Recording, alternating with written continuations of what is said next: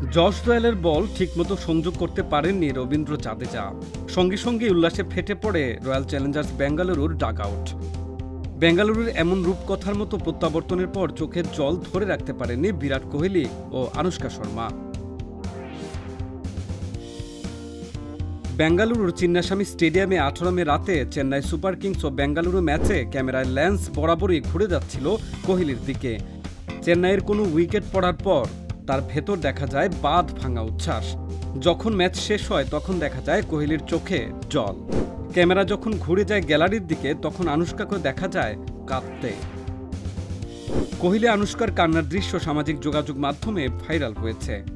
2024 IPL থেকে যাদের আগেই ছিটকে যাওয়ার সম্ভাবনা তৈরি হয়েছিল, সেই দলটির এমন প্রত্যাবর্তনে আবেগপ্রবণ হওয়াটাই যে স্বাভাবিক। 2024 আইপিএল চ্যাম্পিয়ন বেঙ্গালুরু হতে পারবে কিনা সেটা অনেক পরের বিষয়। চেন্নাইকে হারিয়ে পয়েন্ট টেবিলের চতুর্থ দল হিসেবে প্লে অফে গেল বেঙ্গালুরু। কোহলি ফাফ ডুপ্লেসিসদের খেলতে হবে এলিমিনেটর পর্ব। বলা যায় প্লে অফে বেঙ্গালুরুর নকআউট পর্বের শুরু।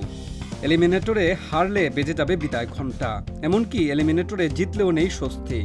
দ্বিতীয় কোয়ালিফায়ার ফাইনাল, আরও 2 ম্যাচ জিতলেই পাবে চ্যাম্পিয়ন হওয়ার স্বাদ। 2024 আইপিএলে নিজেদের প্রথম 8 ম্যাচের মধ্যে মাত্র 1 ম্যাচে জেতে বেঙ্গালুরু। প্লে অফ তো দূরে থাক, পয়েন্ট টেবিলের কোন অবস্থান থেকে তারা শেষ করে সেটাই ছিল অপেক্ষা। সেখান থেকে টানা 6 ম্যাচ জিতে কোহলি ডুপ্লেসিসরা উঠলেন প্লে অফ পর্বে। চিন্নাস্বামীতে 18 মে রাতে বেঙ্গালুরুর সামনে সমীকরণ ছিল 18 রানের জয়। টস হেরে প্রথমে ব্যাটিং করে নির্ধারিত 20 ওভারে 5 উইকেটে করে 218 রান। 201 রান করলেই চেন্নাই উঠে যেত প্লে অফে। মহেন্দ্র সিং ধোনির ঝড়ো ব্যাটিংয়ে প্লে অফে ওঠার সমীকরণ দাঁড়ায় 5 বলে 11 রানের। 20তম ওভারের দ্বিতীয় বলে ধোনিকে ফেরান দয়াল।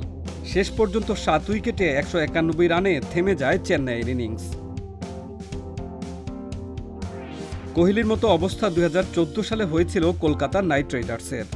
10 বছর আগে কলকাতা নিজেদের প্রথম 7 ম্যাচে জেতে মাত্র 2 ম্যাচ।